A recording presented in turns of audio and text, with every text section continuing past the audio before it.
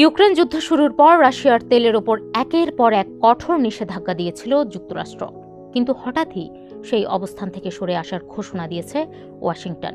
সমুদ্রপথে থাকা রাশিয়ার তেল ও পেট্রোলিয়ামজাত পণ্য কেনার ক্ষেত্রে কড়াকড়ি কিছুটা শিথিল করেছে ট্রাম্প প্রশাসন। কিন্তু কেন এই ইউটার্ন, আর কেনই বা ইউরোপের মিত্ররা এই সিদ্ধান্তে ক্ষুব্ধ? যুক্তরাষ্ট্রের ট্রেজারি সেক্রেটারি স্কট বেসেন্ট একে একটি স্বল্পমেয়াদী ব্যবস্থা হিসেবে বর্ণনা করেছেন।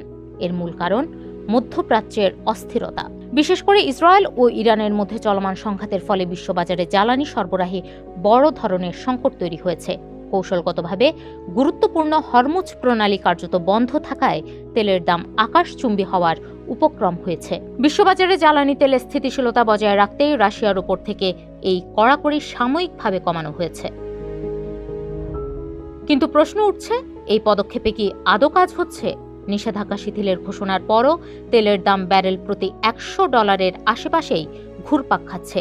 এমনকি আন্তর্জাতিক জ্বালানি সংস্থা বা IEA রেকর্ড পরিমাণ তেল বাজারে ছাড়ার ঘোষণা দিলেও দাম কমেনি। বিশ্লেষকরা বলছেন, হরমুজ প্রণালী দিয়ে বিশ্বের প্রায় 1/5 তেল সরবরাহ হয়।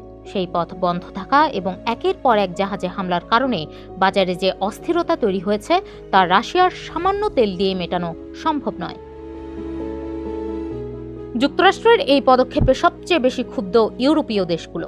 জার্মান চ্যান্সেলর ফ্রেডরিক মার্স স্পষ্ট জানিয়ে দিয়েছেন, মধ্যপ্রাচ্যের যুদ্ধের অজুহাতে রাশিয়ার ওপর চাপ কমানো ঠিক হবে না। ফরাসি প্রেসিডেন্ট ইমানুয়েল ম্যাক্রো এবং কানাডার প্রধানমন্ত্রী মার্ক কার্নিও একই সুর মিলিয়েছেন।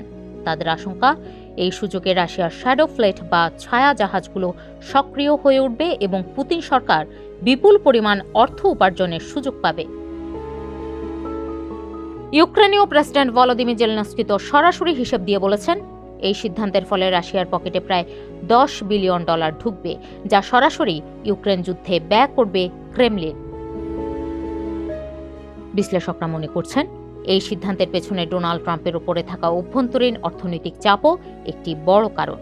যুক্তরাষ্ট্রের জ্বালানি দাম বৃদ্ধি সবসময়ই একটি সংবেদনশীল রাজনৈতিক ইস্যু।